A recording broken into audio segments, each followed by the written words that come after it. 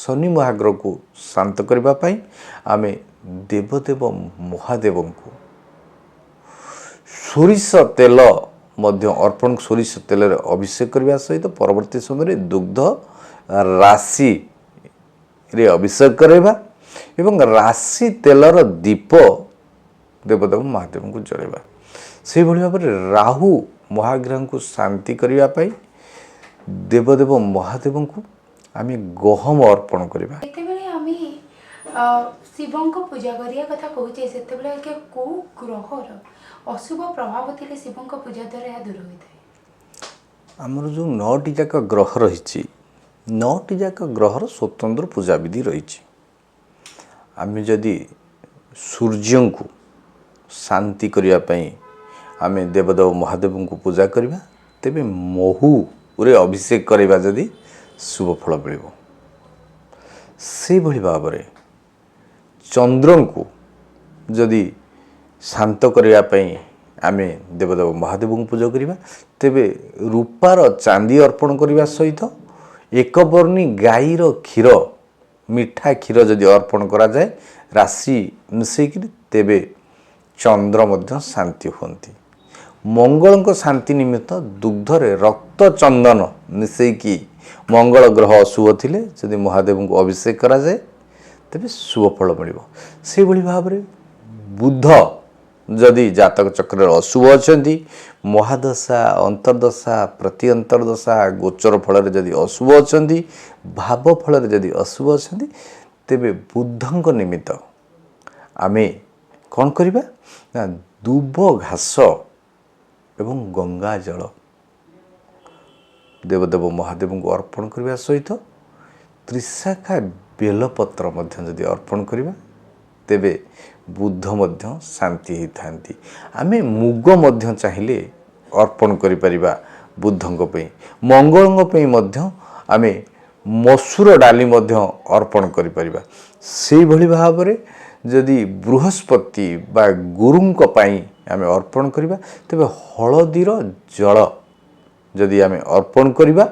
एवं हळदीर जल माने गंगा जल हळदी मिसेकी दुग्धर हळदी मिसेकी महादेव को अर्पण करवा बा अभिषेक करवा तेबे मध्य सुख मिलता है सर्व सुख मिलता है ग्रह कष्टर मुक्ति मिलता है से भली भाव में शुक्रंक पाई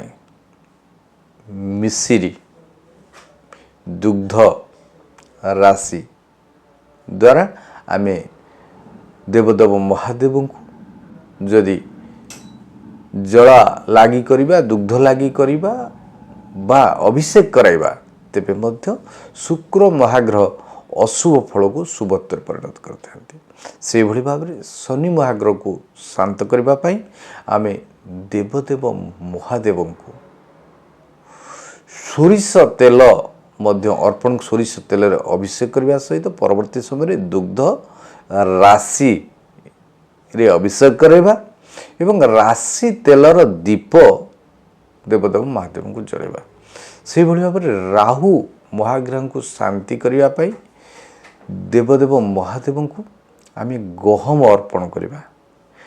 दुग्ध गुड़ घी महू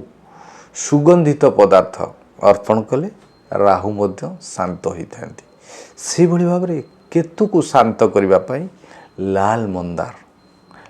मंदार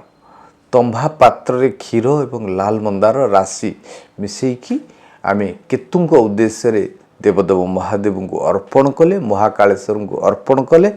महाकाल मंत्र जप करिके आमे जदि अर्पण करबा तेबे केतु महादशा जदि चली थाए अंतर्दशा चली थाए तेबे आमको एथुरु प्रशमित हुए ग्रह कष्टर मुक्ति मिले ये जो 9टी जाक ग्रहर आम एका थरे मध्य चाहिए आम नवग्रह स्नान करें देवदेव महादेव को जहाँ को आम महारुद्राभिषेक कही था अखंडित अरुआ चाउल मध्य अर्पण करा जाई पारे राशि अर्पण करा जाई पारे गुड़ अर्पण करा जाई पारे घी अर्पण करा जाई पारे महू अर्पण करा जाई पारे सप्त तीर्थ जल रे मध्य अभिषेक करा जाई पारे कुश जल मध्य अभिषेक करा जाई पारे यही सब भाव में विभिन्न विधि रही